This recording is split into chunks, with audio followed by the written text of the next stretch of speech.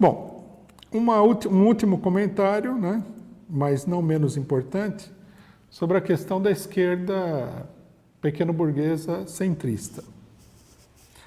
Nós já vimos aí qual é a política do PT no governo, né? Que é uma política, por um lado, de colaboração de classes, como a gente viu no governo Lula, nos dois governos do Lula, nos dois governos da Dilma e tudo mais. Aí nos é apresentado o seguinte: o PT é horrível. Nós não podemos nem, segundo alguns, participar da mesma manifestação que o PT. E a alternativa seria o quê? A esquerda pequeno-burguesa centrista, quer dizer, aquela que não faz parte do poder, né? Que é diferente do PT, que fazia, pelo menos, parte do poder. Essa esquerda seria uma maravilha. Bom, essa semana aconteceu uma coisa muito significativa, que foi o debate dos candidatos à Prefeitura de Porto Alegre, onde participou a dona Luciana Genro, ex-candidata presidencial do PSOL, uma figura de proa daquele partido, né? Ela está em primeiro lugar nas pesquisas, né?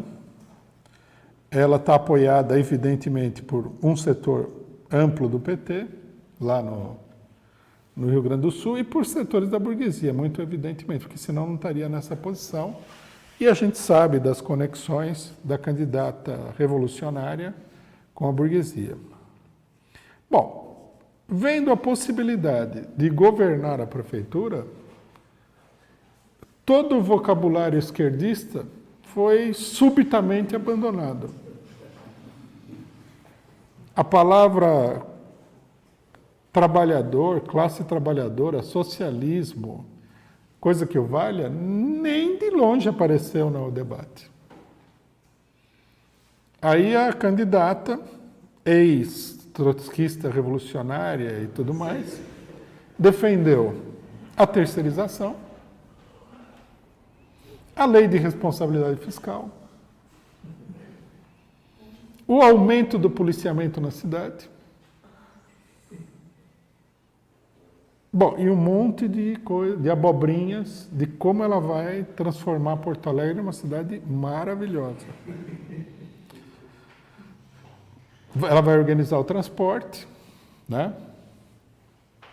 Não falou nada de passe livre, porque supostamente o PSOL seria o partido do passe livre, né?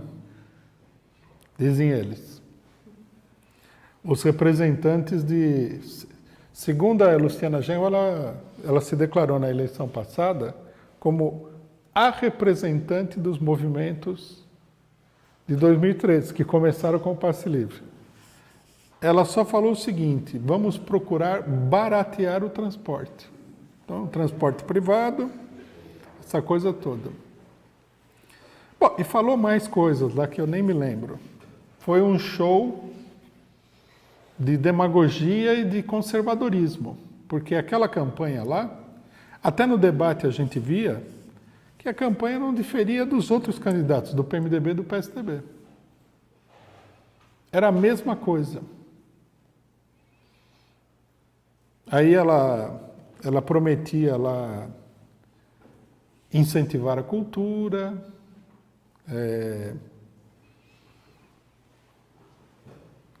como é que é? Conselhos de participação popular, que já existia em Porto Alegre, que não vira nada, e tudo mais. Bom, aqui não se trata simplesmente de denunciar a falsidade e a politicagem que nós estamos observando na eleição. Aqui nós temos um fenômeno muito mais profundo, que é muito importante. O que está sendo demonstrado aqui é que o discurso radical da esquerda pequeno-burguesa centrista é para consumo de setores radicais que vão se empolgar com aquilo lá, falar que a pessoa é de esquerda, etc. e tal, mas não tem nenhuma realidade. Quando a pessoa vê a possibilidade de chegar ao governo, ela passa para um programa que é um programa mais direitista do que o do PT.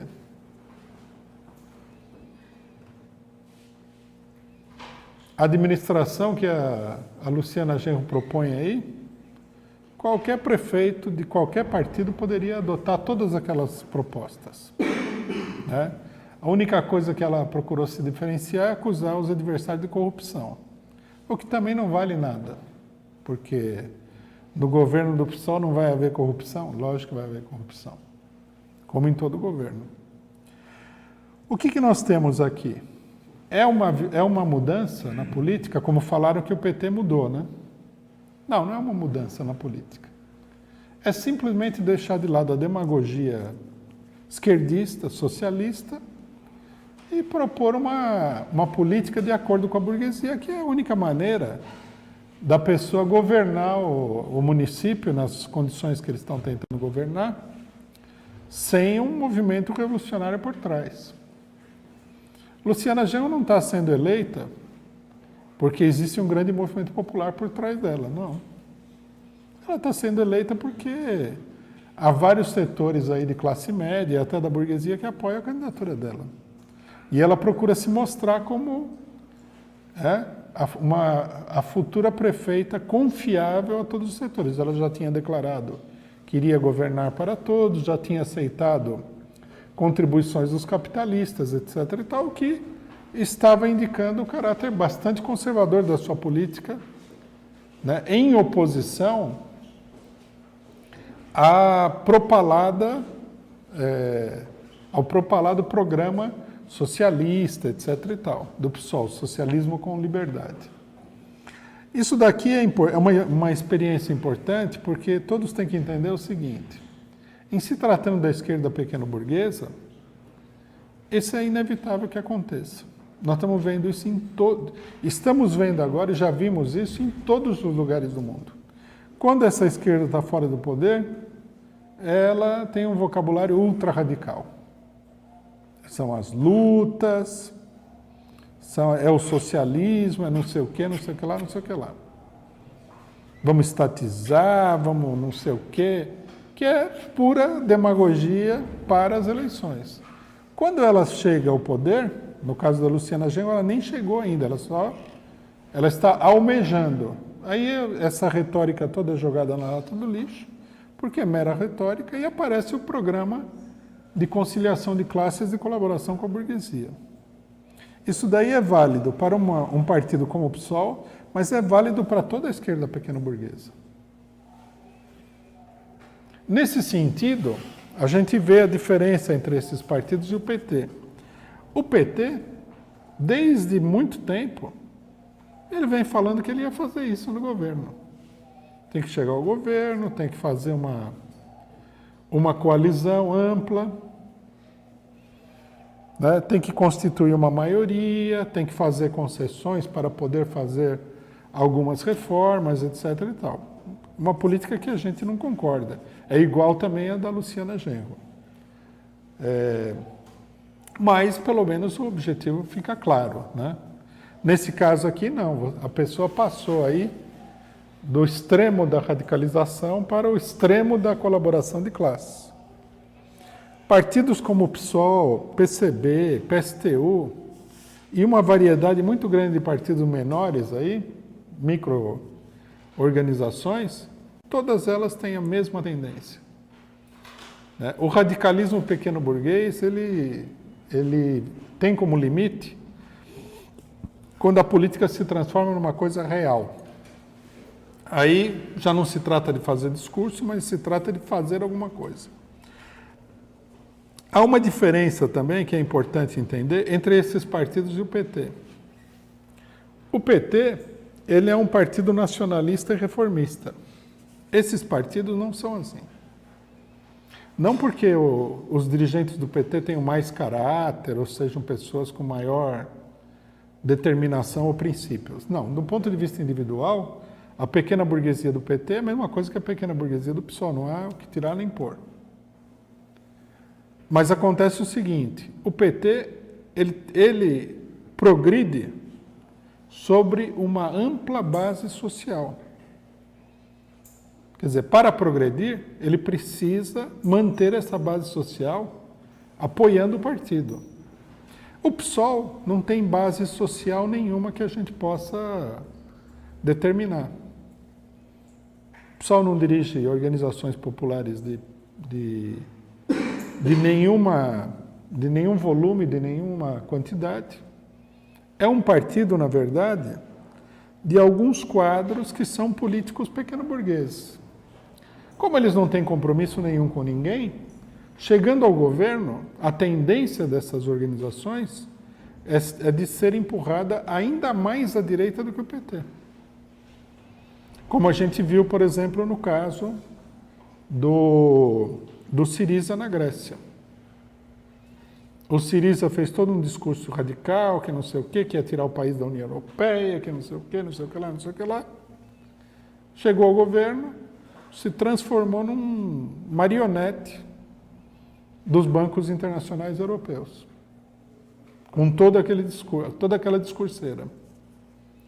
Na realidade aqui, se a gente for ver bem, é capaz que os partidos burgueses direitistas oponham mais resistência a determinados setores capitalistas do imperialismo do que os partidos pequeno-burgueses, porque eles têm interesses reais. E os pequeno-burgueses, eles não representam nenhum interesse social real, a não ser o interesse deles mesmos como indivíduos, que é chegar ao governo. A gente viu, por exemplo, outro caso que está relacionado com o PSOL, a prefeitura da dona Luíza Erundina. A Luíza Erundina chegou ao poder, né, como um elemento da pequena burguesia do PT, rompeu com todos os setores do PT, na verdade, procurou fazer uma administração própria, com alguns setores mais ligados a ela, se enfrentou duramente com o movimento sindical e finalmente acabou saindo do PT, foi para o PSB, entrou no ministério do vice do Collor, uma ação puramente carreirista, depois se lançou aqui na prefeitura pelo PSB, tendo o Michel Temer como vice, e agora que ela está sem saber onde se apoiar, ela aparece aí como sendo o candidato mais esquerdista da eleição, né? Ela voltou, vocês repararam que ela rompeu com o PT e foi totalmente para a direita. Quando fracassou a possibilidade de progredir pela direita, ela voltou à retórica pseudo-radical, né? Isso aí é muito importante porque mostra que a única solução aqui é que você construa um partido operário, que não é um PT. Porque o PT é um partido que tem uma base, né, digamos assim, é uma base num sentido muito complexo na classe operária e nas massas, mas tem essa base, pelo menos eleitoral, mas é um partido dominado também pela pequena burguesia. E uma pequena burguesia já com muitos acordos com a burguesia. O que é necessário é um partido operário, partido das massas populares, né, que procure efetivamente estabelecer uma relação profunda com essas massas populares, com os operários, etc. e tal, que tem um programa que expresse essa relação, né, e que não seja dominado por uma burocracia de políticos pequeno-burgueses profissionais, cujo grande objetivo é fazer a sua carreira política, e que só pode ser feita, né, de fato, em acordo com a burguesia. O Partido Operário, para existir, precisa ser completamente independente da burguesia e não pode ser um partido controlado por parlamentares pequeno-burgueses que são políticos profissionais da burguesia.